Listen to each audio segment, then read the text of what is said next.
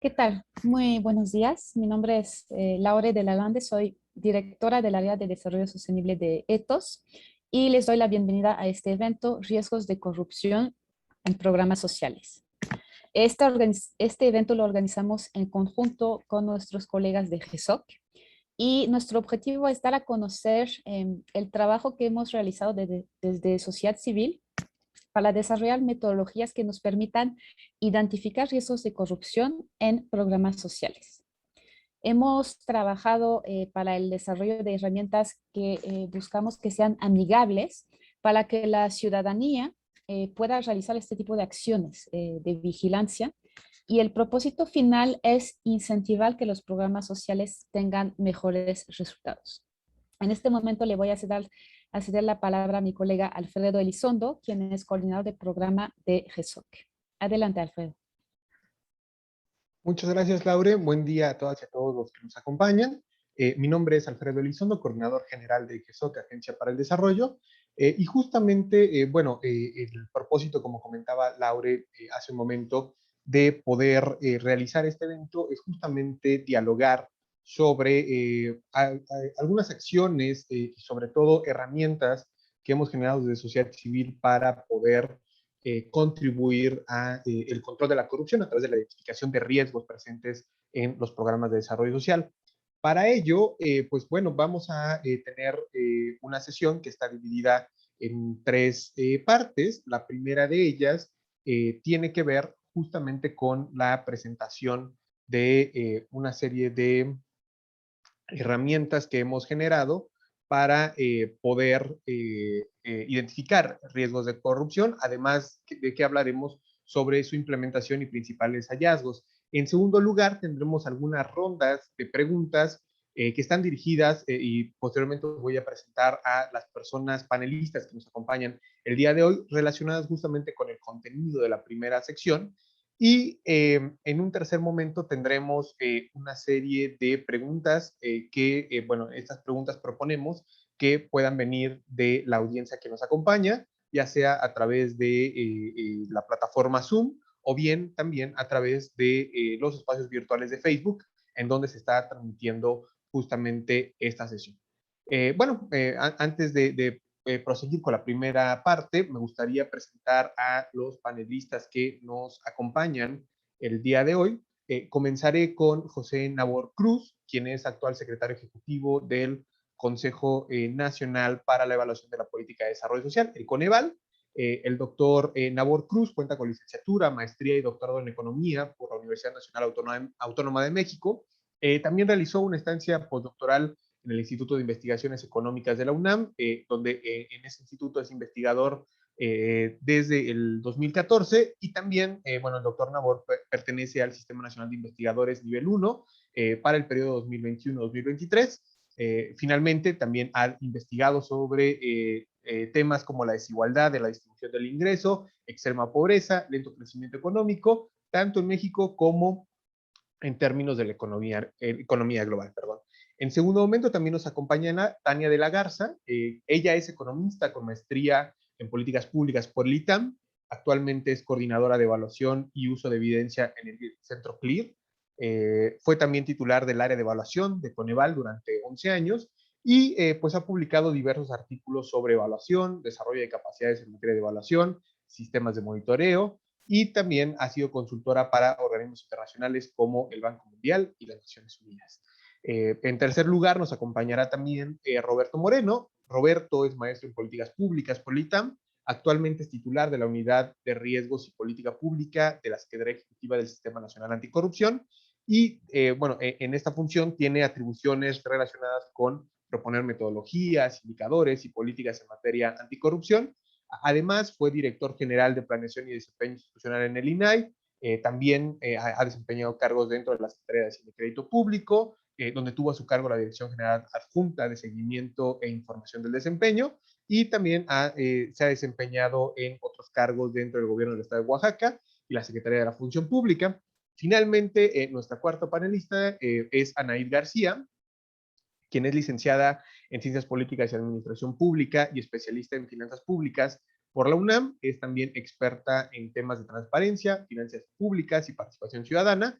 y se desempeña como investigadora en el programa de rendición de cuentas y combate a la corrupción en Fundar, Centro de Análisis e Investigación. Coescribió, entre otras cosas, el artículo Parlamento Abierto y Combate a la Corrupción, retos y oportunidades actuales para la revista Pluralidad y Consenso, y también es autora de la investigación Cuidar lo que importa, presupuesto para el patrimonio natural, una mirada al presupuesto para las áreas naturales protegidas. Les doy nuevamente las gracias a nuestros panelistas por acompañarnos. Y bueno, como había comentado, pues este evento está dividido en 3 momentos. El primero de ellos será justamente poder comenzar con la serie de presentaciones que tenemos preparadas, tanto GESOC como ETOS, relacionadas con aquellas herramientas que hemos generado justamente para contribuir al control de la corrupción a través de la identificación de riesgos en programas de desarrollo social. Sin más, le cedo entonces la voz a mi colega Laura de Lalán de ETOS.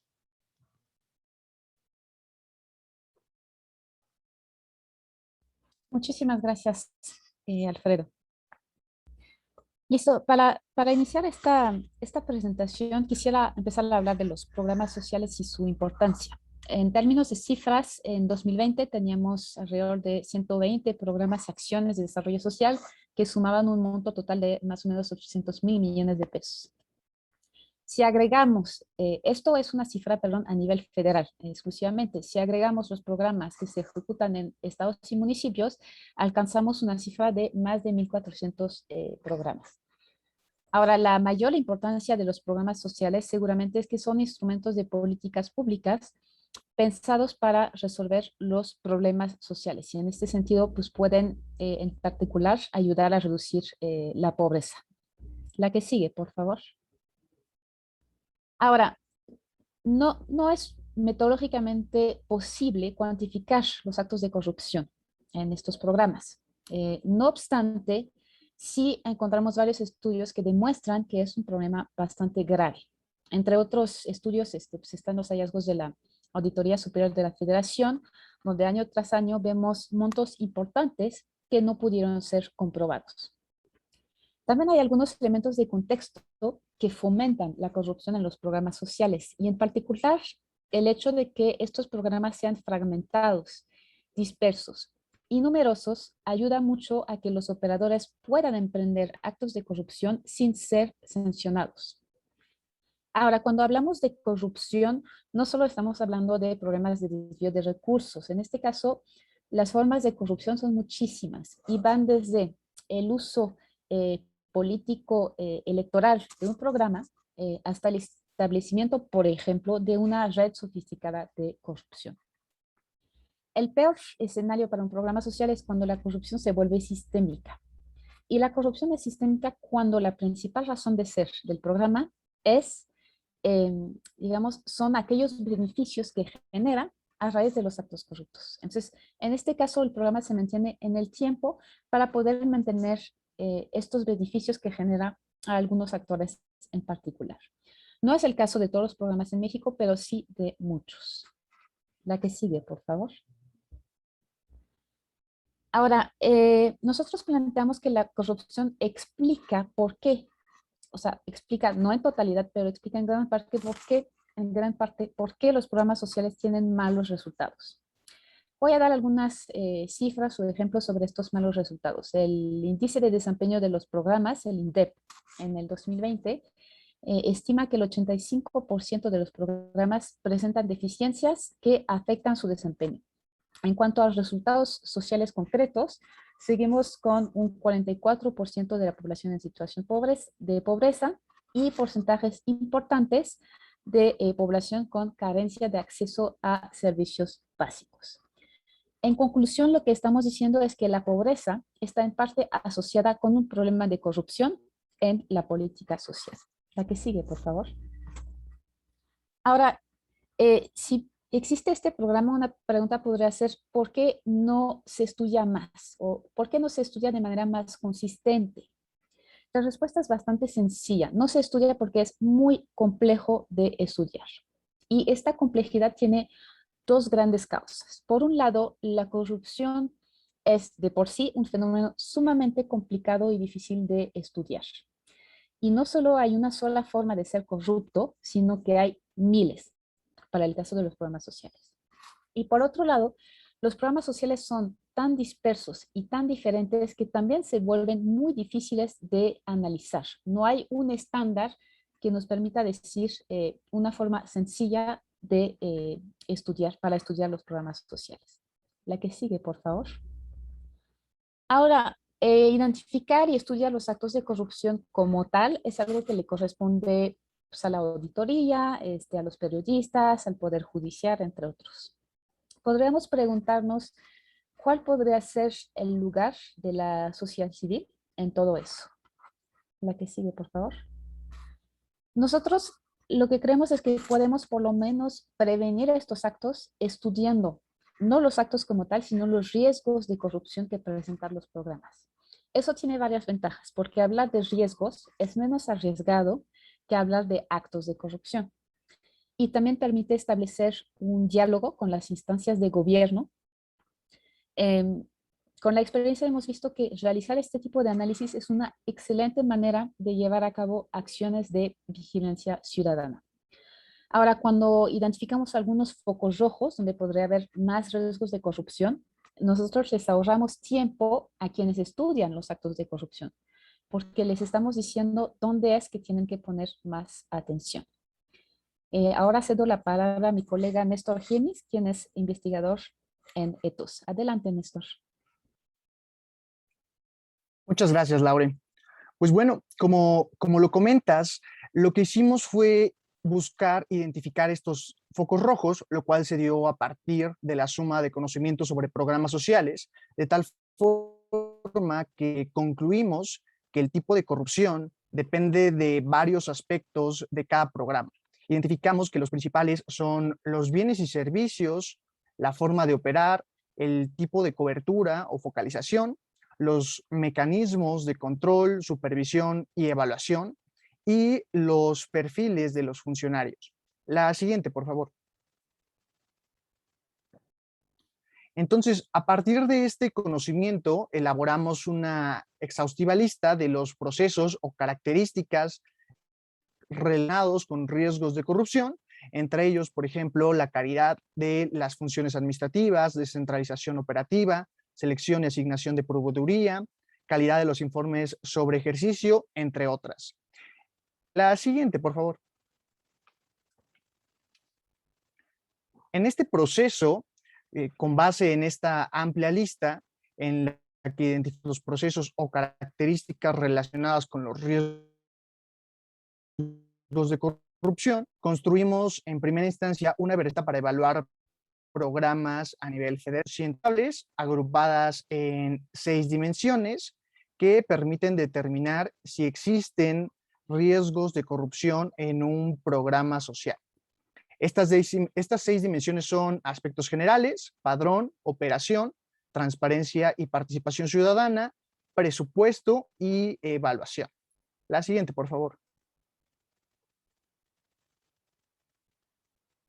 Este esfuerzo, la construcción de la herramienta, fue un esfuerzo conjunto que se llevó a cabo en el marco del primer compromiso del cuarto plan de la Alianza por el Gobierno Abierto, en la que participamos 5 organizaciones: Transparencia Mexicana, GESOC, Fundar, la Red de Empoderamiento de Personas con Discapacidad y ETOS.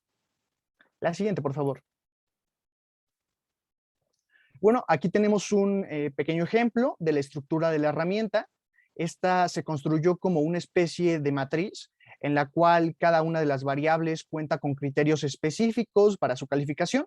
En este ejemplo tenemos la variable de obligaciones y o corresponsabilidades de las personas beneficiarias, y esta cuenta con 3 criterios para su evaluación. El primero es que estas obligaciones o corresponsabilidades sean congruentes con el perfil de las personas beneficiarias y factibles para el tipo de perfil en términos de su cumplimiento. Entonces, para aplicar la herramienta, lo que hacemos es evaluar los criterios de cada variable. Estos solamente se pueden responder con un sí o un no, si se cumplen o no. Y en caso de que no se cumpla con al menos el 70% de estos criterios, se considera que existe un riesgo de corrupción en esta variable. A su vez, cada una de las variables cuenta con un apartado en el que se explica cuál podría ser el riesgo de corrupción asociado a esta. En este caso, es que si las obligaciones son demasiadas, incongruentes con los objetivos del programa y o poco factibles de cumplir, podría dar pie a prácticas de corrupción, en particular relacionadas con labores de gestoría o el pago de una cuota para poder acceder a los apoyos. Así como en esta variable, cada una de las variables cuenta con una descripción específica, personalizada, para explicar cuál podría ser el riesgo de corrupción. La siguiente, por favor. Y bueno, en este proceso de implementación de la herramienta, las mismas organizaciones que construimos la herramienta participamos en la evaluación de 6 de los programas prioritarios de la actual Administración Federal, que son Sembrando Vida, Jóvenes Construyendo el Futuro, Becas Benito Juárez, el Programa de Apoyo Financiero para Microempresas Familiares y las pensiones para personas adultas mayores y personas con discapacidad permanente. En este proceso buscamos colaborar con instituciones encargadas de los programas para recibir retroalimentación, para poder pulir la herramienta, así como precisar los hallazgos obtenidos a lo largo de la implementación. Y hubo pues diferentes niveles de colaboración. En algunos el diálogo fue más ágil e incluso se tomaron en cuenta algunas recomendaciones que se realizaron para incorporarlas como aspectos susceptibles de mejora, y en otros pues realmente no se prestó tanta atención, entonces fue un escenario bastante variable en cada uno de ellos. Y bueno, la herramienta está disponible en el link que les van a estar compartiendo en el chat para que la puedan ustedes analizar con más calma. Y bueno, con esta parte concluimos la primera parte de la presentación sobre la herramienta a nivel federal. Ahora les cedo la palabra a mi colega Alfred Gesok para que nos comparta el trabajo realizado para la adaptación de la herramienta en contextos locales.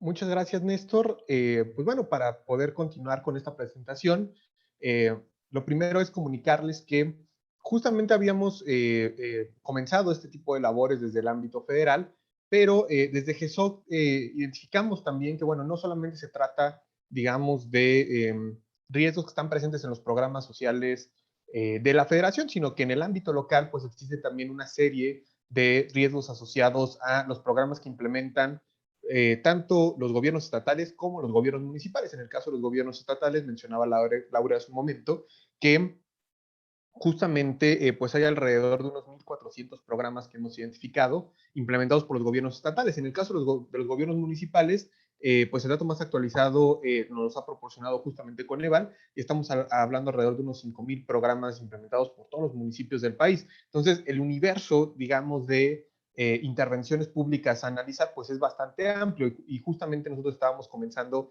en el ámbito federal por apenas 6 programas, por lo que pues desde GESOC decidimos impulsar digamos, este tipo de acción de vigilancia ciudadana en el ámbito local, y gracias al apoyo de USAID y también de la Agencia de Cooperación Alemana, de la GIZ, pudimos emprender este ejercicio. Por supuesto, lo que decidimos hacer también fue poder analizar la herramienta de identificación de riesgos para programas federales y generar una adaptación de este programa justamente para poder, digamos, analizar en su justa dimensión, en el contexto local, a programas de desarrollo social, pues, del ámbito local. Y en ese sentido, generamos esto que denominamos la herramienta de identificación de riesgos de corrupción en programas de desarrollo social locales, que es la IRPROL. Esta herramienta está dividida en las dimensiones que ustedes observan en pantalla, que son presupuesto, operación, padrón de beneficiarios, participación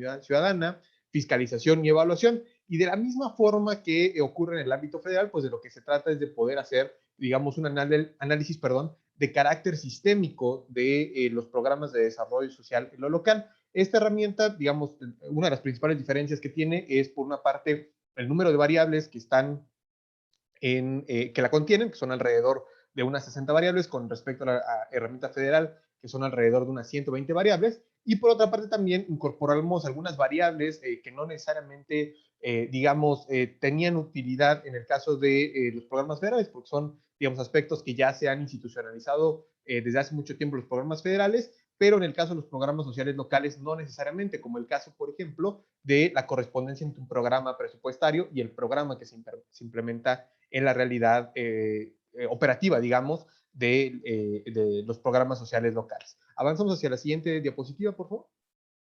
Y esta herramienta justamente lo que hicimos fue estructurarla, digamos, en dos niveles.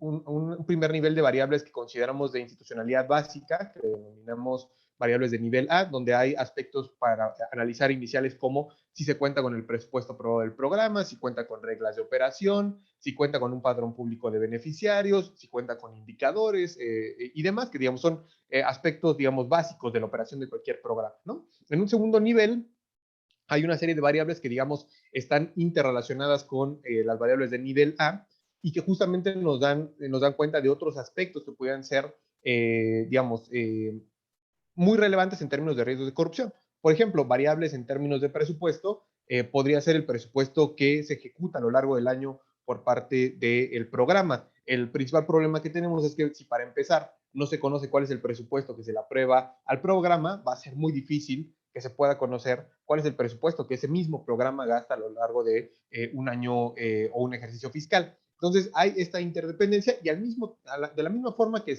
ocurre en el caso de los programas, de la herramienta para los programas sociales federales, pues hacemos una caracterización, por supuesto hay unos parámetros para poder evaluar si existe el riesgo o no, se describe el riesgo y por supuesto se explica. Adelante, por favor, la siguiente diapositiva. Esta herramienta, por su parte, la hemos implementado hasta ahora en 23 programas sociales locales, en alrededor de 12 entidades federativas. Ustedes pueden ver los estados en donde hemos implementado esta herramienta, gracias al apoyo, como decía, de la Agencia de Cooperación Alemana y también de USA. Solamente para poder precisar, en el caso de las organizaciones, por ejemplo, con las que hemos colaborado. En el caso del estado de Coahuila, colaboramos con las organizaciones PS29 y Alzando Voces La Laguna. En el caso de Durango, con Solidaria México. En el estado de México, con Arquimetría Social. En Jalisco, con Prosociedad y Transversal. En Tabasco, con Ejes para el Desarrollo. En Querétaro, con Localis. En Quintana Roo, con BIOS y Ciudadanos por la Transparencia. En Sinaloa, con el Observatorio Ciudadano de Mazatlán. En Sonora, con AX Civil. Y en Guanajuato, con Colores del Rincón. También es importante decir que esta misma herramienta no solamente ha sido ejecutada e implementada por organizaciones de la sociedad civil, que digamos es nuestro foco principal, por así decirlo, de colaboración, sino que también hemos logrado extender esta colaboración con estudiantes universitarios, en particular del Tecnológico de Monterrey, en diferentes campus que tienen en diferentes estados del país y que estos estudiantes del Tecnológico de Monterrey, la mayoría están agrupados en torno a un grupo estudiantil denominado El Poder de Uno, que de forma muy proactiva han participado en estos ejercicios. Avanzamos, por favor. Justamente aquí está, digamos, el cúmulo de programas por estado, de quienes los han analizado, si son organizaciones de sociedad civil, si han sido grupos de estudiantes, y también si se tratan de programas estatales o municipales. Aquí habría que decir que de estos 23 programas que hemos analizado, pues encontramos tanto del ámbito estatal mayoritariamente, pero también hemos avanzado en el análisis de programas de desarrollo social a nivel municipal. Avanzamos, por favor. Y bueno, solamente para que se den una idea, en términos de los perfiles de los programas analizados, buena parte de estos programas, por ejemplo, son programas que entregan bienes directos a la población, son programas que están dirigidos a población vulnerable, en poca medida, por ejemplo, hay programas dirigidos a negocios o a pequeñas y medianas empresas, ¿no? Bueno, al final del día esto nos permite justamente contribuir a la vigilancia ciudadana de estos programas, que también hay que decirlo, lo que buscamos es que pues de alguna u otra manera tuvieran, digamos, un perfil de incidencia en este momento con respecto a que estos programas atendieran algún efecto económico o social provocado por la contingencia derivada de la COVID-19. Avanzamos, por favor. Y pues bueno, lo que encontramos al final no son necesariamente muy buenos resultados. Desafortunadamente, en promedio, los programas presentan riesgos de corrupción en alrededor de 62% de las variables revisadas. Desafortunadamente, los procesos de participación ciudadana es en donde pues hay mayores riesgos, sobre todo por la inexistencia de procesos como Contraloría Social o Vigilancia Ciudadana relativa a estos programas. Y pues en este caso también, digamos, son algunos de los focos como decía Laura hace un rato, rojos, que son, digamos, de observación por parte de, en este caso, las autoridades implementadoras de los programas, pero también por aquellas autoridades que tienen atribuciones en materia de control de la corrupción, como son los sistemas estatales anticorrupción. Avanzamos, por favor. Hemos emitido también una serie de recomendaciones, digamos, divididos en dos grupos, algunas de corto plazo y otras más de mediano plazo, que tienen que ver, por ejemplo, con establecer mecanismos de monitoreo de los programas sociales actuales y los emergentes que se van creando, digamos, pues en el transcurso del año para atender determinados efectos, como decía yo, de la contingencia. También algunas opciones como co-crear algunos instrumentos para que sirvan de guía para el diseño de programas sociales y que incorporen previsiones anticorrupción. También el tema de monitorear estos mismos programas emergentes y en este caso, pues poder hacerlo sobre todo vía los sistemas estatales anticorrupción. Avanzamos hacia la siguiente, por favor. Además, bueno, establecer espacios de diálogo entre autoridades locales y también con sociedad civil para los temas de cómo se realizan los procesos de programación y presupuestación, en particular el que va a suceder pues ya en unos meses, ¿no? No solamente la federación, sino también en las entidades federativas y cómo se pueden incorporar previsiones, por ejemplo, desde el decreto de egresos de la federación hasta las leyes de presupuesto de las entidades federativas, para poder incorporar elementos de vigilancia sobre ese tipo de programas. Por supuesto, también se tiene que acompañar los procesos de planeación y de presupuestación para que estos mismos programas pues, puedan solventar, digamos, algunas de las deficiencias o de los riesgos más graves que tienen en términos de corrupción en el muy, muy corto plazo. Y en el caso particular de aquellas entidades donde pues, ya se han generado políticas estatales anticorrupción, como en este caso la herramienta de identificación de riesgos de corrupción en programas sociales locales, puede servir como una referencia para que pues se pueda realizar un monitoreo efectivo y sobre todo implementar acciones para mitigar los riesgos de corrupción presentes en programas y que por supuesto también tengan un efecto directo sobre las metas y objetivos de las políticas estatales anticorrupción. Avanzamos, por favor.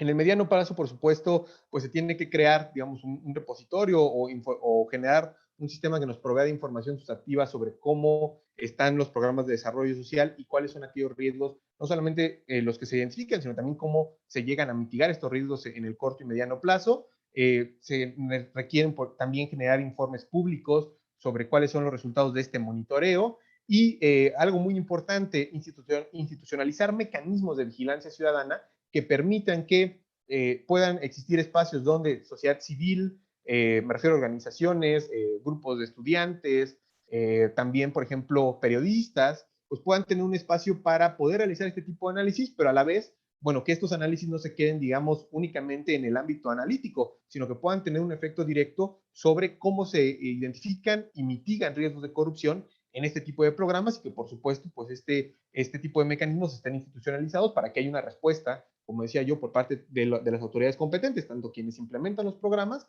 como también pues aquellas autoridades con atribuciones en términos de control de la corrupción, como los sistemas estatales anticorrupción. Avanzamos, por favor. En esta parte le voy a ceder el uso de la voz a mi colega Alan Armijo de GESOC para que les muestre justamente la herramienta de identificación de riesgos para programas sociales que hemos generado desde GESOC y que, pues bueno, ya está disponible en este caso en un portal web para que pueda ser, digamos, de uso de, pues básicamente quien quiera comenzar a realizar este tipo de análisis. Alan, por favor.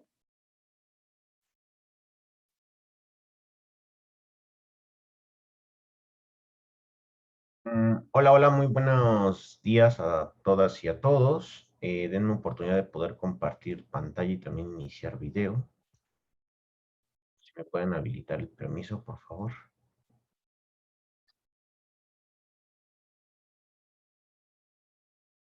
Listo, muchas gracias. Bueno, pues yo soy Alan Armijo, investigador de GESOC, y como bien comentaba Alfredo, en los últimos meses estuvimos trabajando en estos estados con estos 23 programas y trabajamos de forma nativa en un archivo de Excel. Ante esta situación, nos dimos cuenta de que era necesario poder hacer un poco más fácil, más digerible el tratamiento de toda la información que se puede concentrar de un programa. En ese sentido, nosotros creamos este portal que se llama irprod.gesoc.org.mx, donde se puede realizar este mismo ejercicio que nosotros habíamos realizado en Excel, se puede realizar a partir de esta plataforma web. Básicamente la plataforma alberga este portal de inicio, tiene también donde se puede consultar el apartado de la metodología, donde vienen todos los aspectos que ya comentábamos sobre cómo funciona la herramienta en concreto. viene una parte de resultados, que es algo que Alfredo comentó hace unos momentos sobre qué es lo que obtuvimos de la revisión de estos 23 programas, cuáles fueron los riesgos más recurrentes, por ejemplo, algunos datos particulares sobre cómo funciona en materia de presupuesto, operación, padrón de beneficiarios, etcétera. Y algo importante es justo esta sesión donde la gente puede iniciar la revisión particular de programas sociales. En este caso, este es un usuario de prueba. Lo que les quiero mostrar rápidamente es cómo funciona la herramienta una vez que la persona decide acceder. Se accede de forma tradicional a partir de un correo, una contraseña y una confirmación del mismo, y podemos comenzar con el trabajo para poder realizar un análisis de un programa en materia anticorrupción. El primer tema es crear un programa. Por ejemplo, aquí podríamos crear el programa ABC. Le escogemos nuestra entidad, municipio, en dado caso de que el programa sea del ámbito municipal, el ejercicio en el que estamos evaluando. Aquí la recomendación es que sean programas recientes, evidentemente, y nosotros le ponemos aquí en agregar programa. Una vez que el programa ya fue agregado, lo que podemos empezar a trabajar es entonces en las respuestas que vayamos obteniendo de información pública disponible o a partir de solicitudes de información, o en caso de poder tener la colaboración con personal de la dependencia de forma, digamos, más económica con ellos. Entonces, aquí es donde se despliegan las 60 variables que consideramos para esta versión de la IRPRO, que fue digamos, el mismo número que usamos para la revisión previa. Por ejemplo, para responder aquí en presupuesto aprobado, solamente vamos a esta sección de presupuesto. Nos pregunta de forma muy sencilla si sabemos cuál es el monto que se aprobó para la ejecución del programa en concreto. Si fue posible, nosotros aquí deberíamos de colocar cuál fue el monto localizado, ingresar una justificación. Por ejemplo, se localizó en el presupuesto de egresos estatales 2020, y cuál fue la fuente, ¿no? Por ejemplo, si fue un documento que se encuentra ya alojado en Internet, nosotros solamente ponemos la liga de acceso para poder tener evidencia de que encontramos esta información. Le damos aquí en guardar y automáticamente verán que se pinta en color verde esta respuesta en concreto. Esto nos quiere decir que hemos avanzado en la respuesta de una de estas variables. Y así podemos ir avanzando particularmente en cada una de las sesiones. Por ejemplo, si vamos a la parte de padrón de beneficiarios, la herramienta nos pregunta si el programa difunde públicamente su padrón de beneficiarios. Si nosotros le ponemos que no, por ejemplo, aquí no hay ningún problema, no nos pide algún tipo de justificación, solamente le dejamos aquí en verde y ya está respondida. Por ejemplo, en materia de participación ciudadana, que fue uno de los temas, digamos, donde mayores carencias localizamos, por ejemplo, en la calidad de las acciones, aquí verán ustedes que se despliegan una serie de preguntas, ya no es solamente una, sino que estos son los parámetros en los cuales se va contestando. Entonces nos pregunta si el comité ha realizado solicitudes de información. Hay una pregunta previa que pregunta si existe o no, ¿no? Si no existiera, esta pregunta se cancelaría, ¿no? Pero asumiendo que esta existe, le podemos aquí poner que no ha solicitado, no sabemos o no se localizó evidencia sobre cómo los comités de Contraloría, si es que estos funcionan, solicitan información para ellos elaborar sus informes anuales. Nos pregunta si cuenta con un plan de trabajo. Aquí nosotros ponemos que se localizó el plan de trabajo de la Contraloría Social. La fuente, Alan, nuevamente... por favor, si puedes ir concluyendo esta parte. Sí, entonces así funciona la herramienta básicamente. Podemos ir guardando nuestro progreso y una vez que ya tengamos terminada la revisión final, podemos tener un archivo descargable en PDF. Y este archivo descargable PDF, además de mostrarnos cómo funciona la herramienta, nos da algunos aspectos cuantitativos sobre qué es lo que obtuvimos. Por ejemplo, porcentaje de áreas de riesgo de corrupción que se encontraron en la sección de operación, por ejemplo, cuál fue el porcentaje de procesos que estuvieron en fiscalización. Por ejemplo, en este caso tuvimos que ninguno tuvo riesgos de corrupción, y estos análisis ya los pueden consultar de forma, digamos, sin entrar a la plataforma. Ustedes lo descargan y ya no hay ningún problema.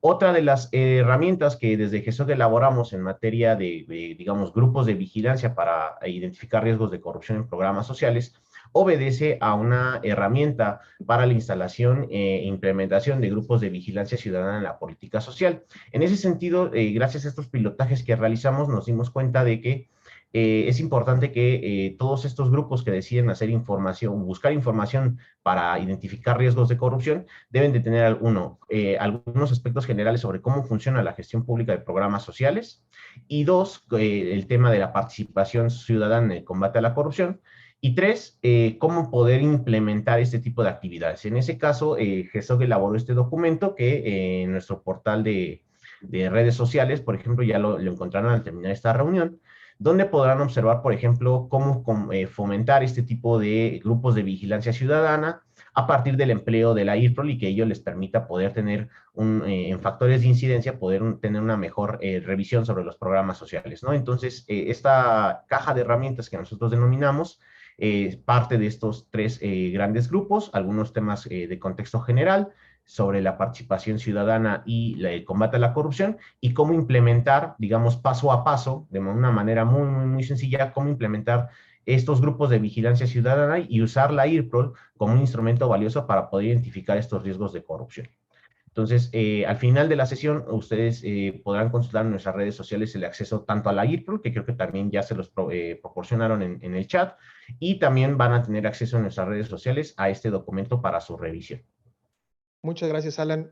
Muchas gracias. Y pues bueno, vamos a pasar justamente al segundo momento de esta sesión, donde pues lo que estaremos realizando son una serie de preguntas a las personas panelistas que nos acompañan el día de hoy, justamente para conocer algunos aspectos relevantes sobre esto que hemos presentado.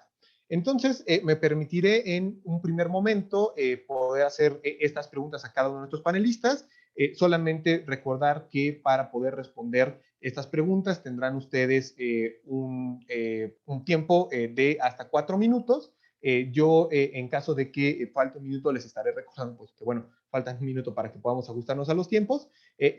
Comenzaré en primer lugar con Tania de la Garza. En ese sentido, Tania, bueno, dada tu experiencia, tu amplia experiencia en Coneval, pues bueno, tomando en consideración justamente todo lo que hemos abordado en un primer momento, pues, digamos, decir que en términos de contexto sabemos que hay muchas deficiencias en términos de diseño e implementación de los programas, y que esto pues eventualmente podría tener repercusiones, o tiene repercusiones de hecho, sobre su desempeño, pero en particular, ¿cómo desde tu punto de vista consideras que la corrupción puede afectar los resultados de un programa? Gracias, Alfredo. Y quiero agradecer a Ethos y a GESOC que se hagan estos eventos, especialmente porque nos permite platicar sobre un tema que sentimos, pero que no luego entendemos bien de qué se trata, ¿no? Que es el tema de corrupción. Lande lo dijo en su presentación. O sea, al final, definir corrupción, medirla sobre todo, es algo muy complejo. Entonces, tener este tipo de herramientas no solo facilita el acceso a información de programas, sino también a la propia comprensión de un fenómeno tan complejo, multidimensional, en el cual interactúan muchos actores y del que todavía falta mucho por estudiar, ¿no? Que es la corrupción. A ver, pensando en la pregunta que me haces, yo sí quiero partir de un tema bien importante porque partes de un supuesto en tu pregunta. Sabemos que los programas están mal diseñados. Híjole, yo sí creo que ese es un supuesto bien grandote, ¿no? O sea, partir de que las cosas están mal hechas, me parece que necesitamos mucha información. Entonces, la información que la propia herramienta nos está dando nos permite entender y conocer y analizar mucho más los programas sociales. Al final sí creo que dentro de las fortalezas que tienen las herramientas es eso, poder conocer, tener información ordenada, sistematizada sobre ciertas características de diseño, sobre ciertas características de implementación de los programas que nos permiten a cualquiera, por supuesto, ir abonando a poder asumir este tema, si están bien diseñados o no los programas. También, y yo quiero reconocer en esta pregunta, este tema de lo que nos da la herramienta, el IRPROL, que es una facilidad de obtener la información. O sea, cuando tú ya tienes este tema en una herramienta muy sencilla de usar, que aparte, si entendí bien, es crowdsourcing, cualquiera podemos entrar, lo podemos llenar y entonces poder llenar esto, pues obviamente facilita el uso. Sin embargo, parto de dos temas bien importantes para responder tu pregunta y tiene que ver con la corrupción parece que puede emanar en cualquier parte del proceso. ¿Ok? Y eso implica que los riesgos de corrupción nunca se van a acabar. Siempre van a existir, porque son tantos procesos que siempre van a existir. Entonces, me parece importante señalar que en la medida en que podamos refinar esta comprensión de lo que es corrupción, a lo mejor delimitando ciertas partes del alcance o ciertas partes del proceso, va a ser mucho más útil para poder realmente analizar su incidencia en la eficacia y efectividad de los programas sociales.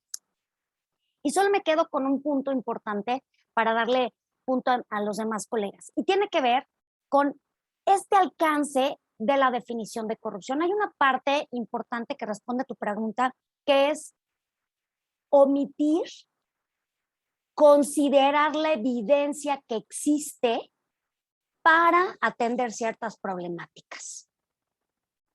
¿Eso será corrupción? Que la gente no retome la evidencia ya generada internacionalmente y de alguna manera también en torno a lo que resuelven las problemáticas más costo efectivas, que alguien me podría decir, pues no tiene que ver.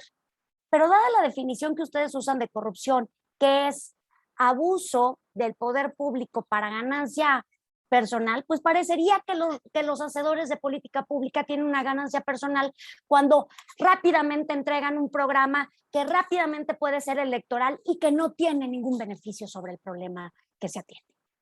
Entonces, lo dejo así para provocar, porque me parece que al final de esto se trata, pero creo que el gran esfuerzo que han hecho las organizaciones a partir de esta herramienta es algo que debemos no solo cacarear, que debemos motivar, pero que también nos deja claro que es un primer paso para un estudio profundo de la incidencia de corrupción en la eficiencia y efectividad de los programas sociales. Gracias.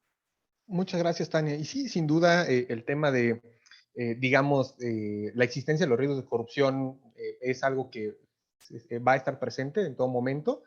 Más bien, y justamente dirigiendo un poco la conversación y la siguiente pregunta, el tema es cómo los controlan, ¿no?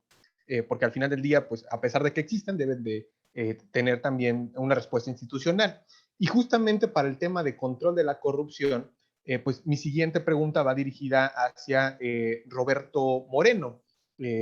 Roberto, pues dada, digamos, en este caso tu experiencia y sobre todo tu labor dentro de la Secretaría Ejecutiva del Sistema Nacional Anticorrupción, ¿cómo consideras que los sistemas estatales anticorrupción pueden aprovechar este tipo de iniciativas para fortalecer sus propias estrategias de control de la corrupción? Porque si bien los riesgos de corrupción, dada la diversidad de programas, la diversidad de procesos, ¿no? Que están incluso en algunos casos en continua modificación y ciertos riesgos que a lo mejor no se consideraron al inicio por una modificación dentro de algunos procesos en la implementación pudieran surgir, pues tiene que haber algún tipo de respuesta institucional y en este caso, pues en lo local, justamente quienes tienen atribuciones en términos de control de la corrupción son los sistemas estatales anticorrupción, ¿no? Entonces, ¿cuál podría ser, digamos, o cuáles podrían ser algunas de las vías mediante las cuales pueden, en este caso los sistemas estatales anticorrupción, aprovechar este tipo de iniciativas para fortalecer sus propias estrategias de control de la corrupción?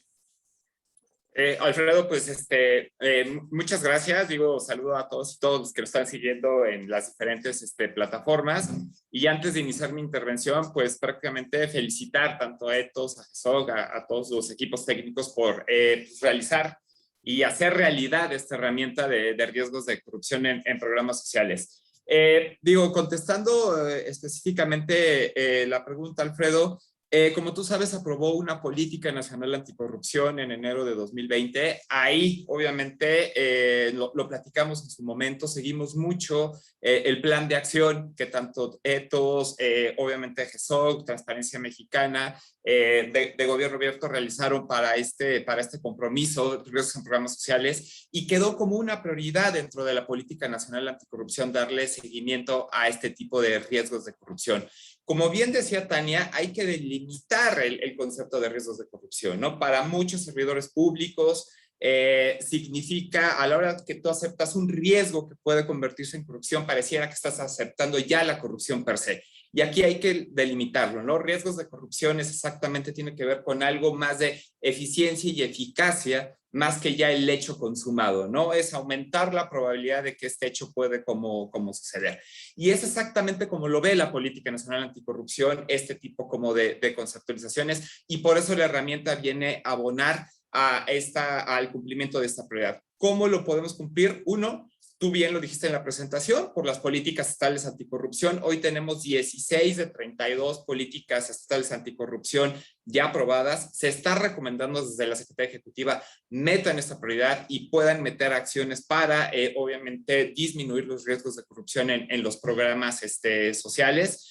Viene una segunda etapa de las políticas estatales que tiene que ver con la implementación y que ya son acciones específicas, y aquí es donde creo que la herramienta puede ayudar. Uno, a la conformación de los programas de implementación, pero segundo, creo que uno de los grandes retos para controlarla, y bien lo sabemos no solamente en el servicio público, sino también por organizaciones de la sociedad civil, es a veces el poco entendimiento o a veces lo rebuscado técnico que puede ser esta información para hacer buenos controles de riesgos de corrupción en los programas sociales. Entonces, de nuevo el reto es cómo podemos utilizar esta información del desempeño para obviamente controlar este riesgo de corrupción, pero si tenemos esta herramienta que en un lenguaje sencillo, que en un checklist, ¿no? O sea, de alguna otra manera electrónico lo podemos como realizar, esto va a facilitar, uno, el entendimiento tanto por el usuario del programa social, tanto por la organización de la sociedad civil que pueda ayudar al usuario para de alguna otra manera monitorear este cumplimiento, pero también va a ayudar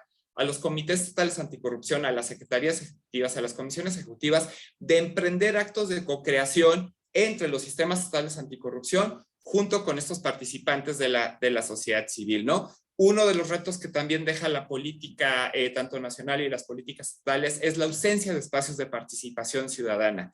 Este tipo de herramientas pone exactamente en el centro el poder realizar este tipo como de ejercicios, en donde simplemente ya los secretarias ejecutivas, los propios comités de participación ciudadana pueden unirse con organizaciones locales, pueden elegir un programa, como bien ya lo hizo GESOC junto con los estudiantes del TEC de Monterrey. Ahora pueden aprovechar otras universidades estatales y de alguna otra manera incentivar ya un propio ejercicio sin a veces contratar un consultor, y hay que hacerlo. También hay un tipo de ahorro, digamos, ¿no? Con instituciones que no tienen como estos alcances, o con sociedad civil que no pueden contratar expertos, y que ya en una cuestión como, digamos, mucho más ciudadana, puedo yo utilizar esta herramienta que está en línea. Yo lo dejaría aquí, Alfredo, y creo que la respuesta simplemente concreta es incentivar la participación ciudadana, utilizar esta herramienta y que los resultados de la herramienta se utilicen para la mejora de los programas sociales en un ejercicio de co-creación,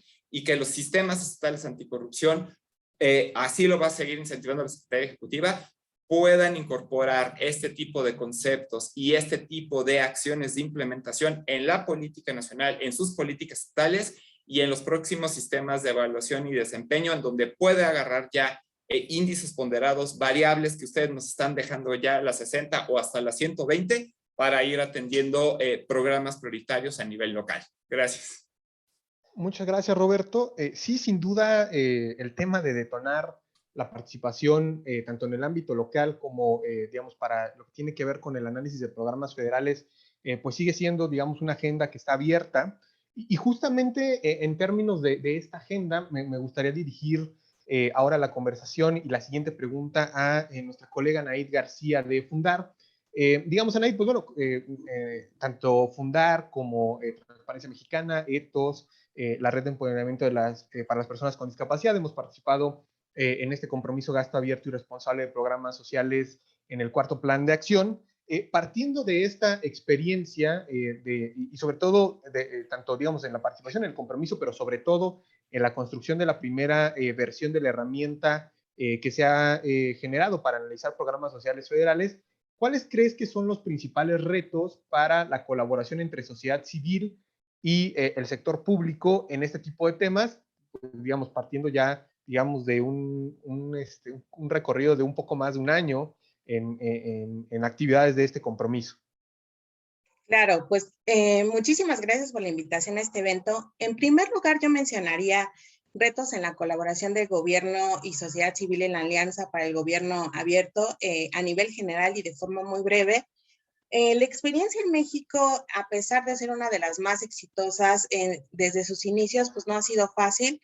Podemos observar hasta la actualidad que persiste una cultura institucional en la cual es difícil todavía concebir la participación de la ciudadanía en ese tipo de ejercicios, y muchas veces el desarrollo de los ejercicios no se percibe más allá del cumplimiento de procedimientos específicos. Además de esos retos, hemos encontrado pues que existe una falta de actores clave en este tipo de ejercicios, que hay una continua rotación de actores gubernamentales que tienen distintos niveles de conocimiento del tema y de participación, y que a veces se toman decisiones de alto nivel sin tomar en consideración pues la agenda de gobierno abierto y los compromisos pactados. Y bueno, ahora bien me voy a referir al compromiso de gasto abierto y responsable de programas sociales y a la construcción de la herramienta, y haré un breve recuento también para que sepan todos los demás de dónde partimos. Como todos nosotros sabemos, ha habido muchos cambios en este sexenio respecto a los programas sociales. Uno de ellos fue que hubo cierta opacidad en la forma en la que se desarrolló el censo del bienestar. Se tardó muchísimo en que se publicara la metodología y faltaban datos que dieran cuenta de las entidades, de los municipios y de las localidades en donde se había recopilado esta información. Y hubo muchos más cambios tanto en las reglas de operación como en la eliminación de intermediarios. Y ante este panorama, pues las organizaciones en 2019 establecimos este compromiso de gasto abierto y responsable de programas sociales, pues con los objetivos de identificar la trazabilidad del gasto público, de detectar las áreas de riesgos de cumplimiento de los objetivos y metas, y también identificar los riesgos de corrupción e iniciar los procedimientos de denuncia en caso de que encontráramos irregularidades. ¿Cómo vamos? Mis colegas ya presentaron algunos hallazgos, pero las organizaciones de la sociedad civil probamos la herramienta de riesgos de corrupción ya en un primer momento en los programas de subsidios en 5, y analizamos estas variables de aspectos generales del programa, padrón de beneficiarios, operación, transparencia y participación ciudadana, y de evaluación, pero no pudimos reunirnos con todas las dependencias para solicitar esta información. Ha habido un grado diferenciado de las instituciones que participan en el compromiso, pero entre los hallazgos hemos descubierto que, pues en general, los programas carecen de una teoría del cambio consistente, que hay diagnósticos que están desactualizados y que existen deficiencias en la matriz de indicadores de resultados. En cuanto al padrón, hemos encontrado que no existe información geográfica, que existen links a padrones que se encuentran inhabilitados y que incluso hay algunos padrones que no cuentan con CURPS y que no hay información que sustente este faltante de información. En cuanto a la operación, hemos visto que no hay un proceso abierto y transparente para seleccionar a los bancos que entregan los recursos a las personas beneficiarias. Perdón, resta un minuto, perdón. Gracias. Y hemos encontrado también, como ya decían, bastantes faltantes en cuanto a la participación ciudadana. A la par de estos hallazgos, hemos visto que algunas dependencias como la Auditoría Superior de la Federación, en los recientes análisis que se hacen a la cuenta pública en 2019, muestran que los elementos comunes de estos programas, las observaciones que hay, pues es que hay montos pendientes de aclarar, que hay pagos duplicados, que existen expedientes incompletos de los beneficiarios y que incluso los padrones están incompletos. Entonces, es importante que se retomen estos hallazgos de la Auditoría Superior de la Federación y también que podamos seguir avanzando con la implementación de esta herramienta de riesgos de corrupción, pues para asegurar que todo este diseño y todos estos esfuerzos puestos en la política social pues tengan éxito y de verdad impacten en beneficio de las personas. Hasta aquí lo dejo. Muchas gracias. Muchas gracias, Anaid.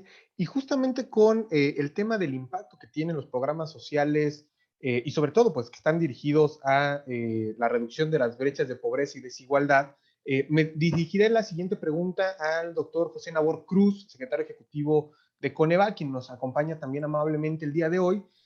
Pues justamente uno de estos temas tiene que ver con la relación entre cómo la corrupción en los programas sociales puede afectar las estrategias para enfrentar la pobreza y la desigualdad de forma efectiva. Recientemente, pues el Coneval nos presentó ya la estimación de la pobreza pues para justamente el año pasado, y estará por también emitir, si no mal recuerdo, hacia diciembre de este año, las estimaciones que tienen que ver con la medición a nivel municipal.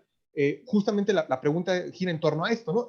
Tenemos resultados que desafortunadamente no son favorables, hay, digamos, diversas razones que pueden explicarlos, pero justamente en el contexto de esta conversación nos gustaría conocer su opinión sobre cuál puede ser esta relación que guarda la corrupción con, pues en este caso, que haya afectaciones directas sobre, pues, no poder, digamos, disminuir de forma efectiva la desigualdad y la pobreza en el país, derivado de que, pues, existen múltiples áreas de riesgo en este tipo de programas. Entonces, le cedo la palabra, doctor Cruz, por favor, adelante.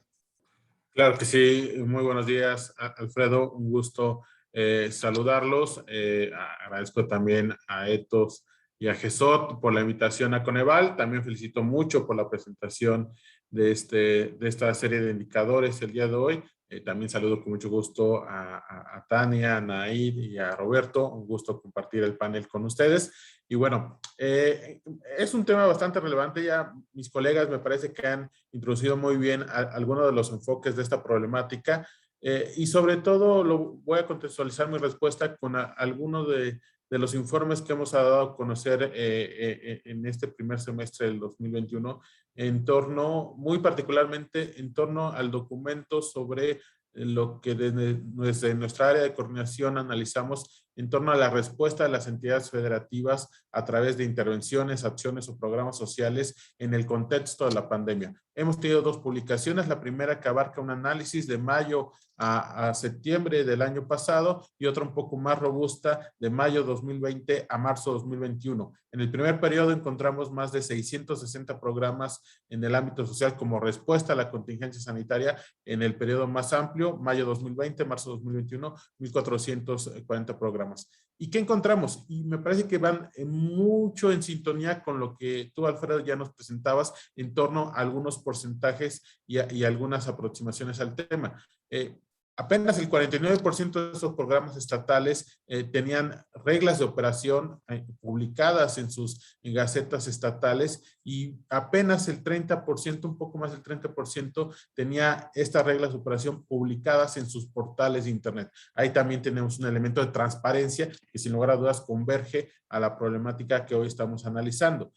Por otro lado, prácticamente un 40%, un poco más del 40%, contaba con indicadores de resultados o de gestión y apenas un 36% plantearon ese programa, intervención o acción social a través de una estrategia de evaluación analíticamente previa. Es decir, que tomaron la evidencia de sus experiencias previas para plantear estos programas nuevos o ajustar los que tenían de inicio el año pasado y contextualizarlos en la parte de la pandemia. Entonces, justamente me parece que hay un tema muy importante que aún debemos de avanzar en el caso específico de las entidades federativas, en un ejercicio de transparencia, de ir avanzando en la publicación de sus reglas de operación, todos los indicadores de monitoreo, seguimiento y de resultados que vayan permeando en cuanto a una mayor efectividad. En lo particular, yo considero que sí hay una correlación positiva muy fuerte en cuanto a un esclarecimiento y que se puedan fortalecer la publicación de reglas de operación y todos los mecanismos de indicadores, seguimientos, en este caso, insisto, hablo muy particularmente de los programas sociales en el ámbito de las entidades federativas del país y que a partir de ahí puedan potencializar los resultados y los objetivos de estos mismos programas e intervenciones en el ámbito estatal. Parece que los porcentajes que nosotros en su momento encontramos reflejan mucha cercanía con lo que ustedes también han analizado y me parece que el reto es justamente en esta coyuntura que nos encontramos. Nos enfrentamos a una coyuntura en la cual no habíamos situado previamente, que son 15 nuevos gobiernos que entran de manera conjunta en este segundo semestre del año y justamente me parece que que ustedes puedan acercar esta herramienta. En lo particular desde Coneval seguiremos nosotros este acompañamiento a asesoría técnica para que estos 15 nuevos gobiernos incluyan en sus programas de desarrollo estatal una serie de mecanismos de indicadores de monitoreo, seguimiento, también un planteamiento en sus reglas de operación de sus programas sociales. Sin duda me parece que será un elemento central que podría permitirnos no solamente seguir aminorando los efectos que nos deje en términos socioeconómicos la propia pandemia, sino también verdaderamente que los programas sociales tengan un efecto mucho más robusto y que seguramente en las siguientes mediciones Coneval podría dar cuenta de ello. Gracias. Muchísimas gracias, José. Vamos a empezar con la segunda ronda de preguntas. Ahí sí vamos a acotar el tiempo a 3 minutos de participación cada quien porque estamos muy sobre los tiempos. Y voy a empezar de nuevo contigo, Tania. A nivel nacional se ha desarrollado mucho el sector de la evaluación, pero a nivel local todavía se tienen muchas deficiencias. Desde tu punto de vista, ¿qué acciones se podrían incentivar para poder tener evaluaciones de riesgos de corrupción a nivel local? Adelante. Yo creo que hay muchas acciones, pero después de haber intentado incentivar sistemas de evaluación a nivel federal, estatal, local, en otros países durante varios años, yo creo que la fuerza más grande que dirige este tema es el uso. Es el uso. O sea, ¿cómo vamos a utilizar los resultados de la herramienta de corrupción? Si no tenemos claro el usuario, pero sobre todo el uso que le va a dar a ese tipo de resultados, entonces va a ser muy difícil realmente impulsar esto. Y yo en este caso, me parece que la herramienta, por eso decía, la herramienta es un primer paso, pero yo creo que los siguientes pasos tienen que ir dirigidos a la estrategia de uso y apoderamiento, ¿no? De realmente la evidencia que nos está dando. Déjame ponerte en la mesa algunas estrategias que podríamos motivar para usar la estrategia. Yo creo que el primero tiene que ver con ejemplos, ¿no? O sea, ustedes tienen en la estrategia ejemplos de análisis, pero no ejemplos de uso. O sea, cómo organizaciones teniendo esa información se acercan a los tomadores de decisión para hacer una exigencia clara o una solicitud rápida, directa a la Auditoría Superior de la Federación para que analice ciertas cosas. 2, esos serían obviamente incentivos hacia un tema sin duda negativo, que yo siempre lo digo en todos lados y yo siempre parto de que las y los servidores públicos, si tienen a la mano aspectos para mejorar su trabajo, lo van a hacer. El asunto es que no siempre es tan fácil o tan identificables esos aspectos para mejorar. Entonces, yo creo que con estos ejemplos de uso, en términos negativos, por supuesto, las motivaciones de las auditorías y los órganos fiscalizadores siempre es un gran incentivo para motivar el uso. Pero también existe motivaciones positivas. Y yo creo firmemente, de pecado original soy economista, entonces al final sí creo en los incentivos y creo en este tema de los incentivos positivos. El reconocimiento de aquellas políticas públicas que realmente cumplen con estos criterios, vale la pena destacar. Vale la pena que organizaciones con tanta credibilidad como Ethos, como GESOC, como Fundar, Transparencia Mexicana, ¿no? Y que vienen respaldados por este esfuerzo de la GIS y USAID, reconozcan aquellas políticas que realmente están haciendo grandes esfuerzos para mejorar. Con esto lo dejo aquí, pero de nuevo quiero enfatizar, si queremos que esto cambie, tenemos que decir cómo se usa. Si no, será una muy bonita estrategia. Y nada más un punto importante para mis siguientes colegas, sí creo que tiene que ver la consistencia. También mantener la credibilidad en la herramienta tiene que ser mantener la consistencia entre fuentes.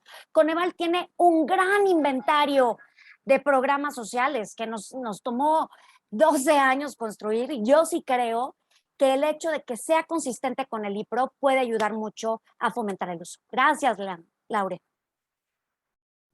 No, gracias a ti. Excelentes consejos, Tania. Roberto, ahora voy contigo y con base en tu experiencia en el sector público, ¿cuáles consideras que son los principales retos para incorporar mejores mecanismos para la identificación y reducción de los riesgos de corrupción en programas sociales? Adelante, Roberto.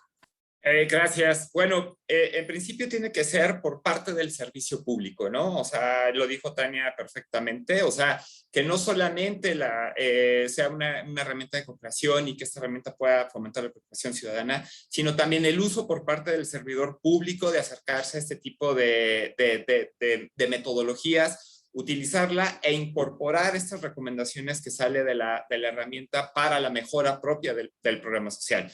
Yo lo dije muchas veces, el servidor público al oír riesgos de corrupción se asusta, ¿no? Y entonces quiere ver solamente los verdes. Y creo que ahí es cuando exactamente los sistemas de evaluación del desempeño en otros países toman como con más madurez este tipo de herramientas, ¿no? Muchos servidores públicos en otros países quieren ver cuáles son los rojos y cuáles son los retos, ¿no? En México siempre queremos todo tenerlo en verde y siempre queremos tener las palomitas, ¿no? O sea, y desaparecer como esta información que nos dice que el programa está mal. Entonces yo creo, como dice Tania, el uso de la información, pero también la madurez del servidor público de sí aceptar estos riesgos y estas probabilidades de riesgo de corrupción y obviamente incentivar, ¿no? Desde el servicio público la mejora del programa social. Lo otro tiene que ver, o sea, sin duda, en cómo la sociedad civil se apropia también de esta herramienta, los propios también usuarios, y invitan también junto con el servidor público a crear estos espacios de co-creación y de mejora de política pública. Si a veces la política pública, principalmente en riesgos de corrupción, no viene la mejora internamente, tiene que haber algún factor externo que la provoque, ¿no? De hecho, yo por eso comentaba en mi intervención anterior, uno de los grandes retos que dejó la política nacional anticorrupción son los espacios o ausencias de participación ciudadana, que eso provoca mayores riesgos de corrupción. Y así tal cual está en la política y está en las políticas estatales anticorrupción. Entonces, aprovechemos también que nos están delegando como una herramienta fácil de uso realmente sencillo. Se me hace un gran acierto la guía, o sea, porque la guía puede exactamente como llevar ese tipo de cuestiones y también dejarle a la sociedad civil, a todos los académicos que nos están escuchando en este momento. Hay que recordar que los comités estatales anticorrupción tienen los comités de participación ciudadana. Esta figura no es menor, sino al contrario, está hecho para exactamente vincular acciones de la sociedad civil o este tipo de metodologías para llevarlas a hacer las recomendaciones del propio comité coordinador. De hecho, preside los comités coordinadores estatales el ciudadano, presidente de los comités de participación, y ellos automáticamente también pueden tomar ciertas recomendaciones e invitar a otro tipo de servidores públicos al comité coordinador para la mejora de los procesos. Entonces, también hay que aprovechar esta como, digamos, estructura que tanto el comité coordinador federal como los comités coordinadores estatales tienen para poder llevar estos tipos de riesgos de corrupción en programas altamente sensibles a un escenario público y obviamente a una mejora. Muchísimas gracias, Roberto. Ahora contigo voy de nuevo a Naid. ¿Por qué crees que es importante que la ciudadanía se involucre en la vigilancia permanente de los riesgos de corrupción en los programas sociales? Adelante, Naid. Gracias, Laura. Pues, en primer lugar, combatir la corrupción importa porque esta genera desconfianza en el gobierno y disminuye los recursos que deberían utilizarse para otras cosas como obras y servicios públicos, pero sobre todo para que se cumpla con los derechos humanos de todas las personas. Es muy importante mencionar que la corrupción afecta más a quienes menos tienen y que agudiza la desigualdad. Según el informe que acaba de publicar la organización Oxfam, la otra mafia del poder, pues de cada 10 pesos que se pierden en potenciales actos de corrupción, 5 están destinados al gasto social. Se pierde más dinero en los programas con un mayor potencial redistributivo en las regiones más pobres y con las acciones más útiles para combatir la pobreza como servicios de salud, servicios educativos y servicios de desarrollo. Y este informe también da cuenta que hay un error al pensar en la corrupción en México, identificando que se concentra, pensando que se concentra en las grandes obras de infraestructura, que se ha estudiado mucho, porque según este informe también basado en datos de la Auditoría Superior de la Federación, pues muestran que solo el 14% del dinero que no se ha podido aclarar o recuperar está relacionado con el gasto en infraestructura, mientras que el gasto en desarrollo social representa el 53%. Entonces son datos que nos hacen pensar que hay que poner toda nuestra atención en que la participación de la ciudadanía se enfoque justo en los programas sociales y en la política de desarrollo social. Y por otro lado, ya existen mecanismos de participación ciudadana que hemos visto que son los institucionalizados y los no institucionalizados. Respecto a estos primeros, pues hay que resaltar que hace mucho tiempo México fue pionero en la construcción de uno de los modelos de Contraloría Ciudadana, ¿no? Este modelo de vigilancia de los programas sociales, pero que de pronto al paso del tiempo se ha quedado un poco corto y no ha dado grandes resultados. Y que por otro lado tenemos los mecanismos de participación ciudadana no institucionalizados que también nos han dado grandes resultados y que hay que seguir practicando. Hace más de una década, en 2008, justo la investigación de subsidios al campo a través de la recopilación de información sobre los montos de los programas del programa de Procampo, pues luego de obtener estos padrones de beneficiarios administrados por la Zagarpa, pues ahí fue posible identificar que había productores que se beneficiaban mucho más que otros, que los que más recursos tenían eran los que se beneficiaban más. Y también doy cuenta que algunos beneficiarios estaban vinculados con el narcotráfico o que eran de las oficinas que se encargaban de distribuir estos subsidios. Y esta es información muy importante y ha habido otros casos de éxito que demuestran pues desvíos de recursos con elementos de Contraloría Ciudadana no institucionalizada. Y todo esto para finalizar y decir que si bien son importantes estos dos elementos, la Contraloría Ciudadana, los mecanismos institucionales y no institucionales de participación ciudadana, también debemos de favorecer una cultura de la prevención de la corrupción sobre la sanción, y que en ese sentido los ejercicios de participación ciudadana como este para identificar riesgos de corrupción pues son bastante importantes. Muchas gracias. Gracias a ti, Anaid. Finalmente voy contigo, José, con la última pregunta. ¿Qué impacto podría tener esta identificación y reducción de los riesgos de corrupción para los resultados de los programas sociales? Adelante. Gracias. Sin lugar a dudas es un factor importante, relevante, y me parece que justamente una sinergia que se pueda generar en los tres niveles de gobierno puede tener una incidencia positiva y, reitero, relevante.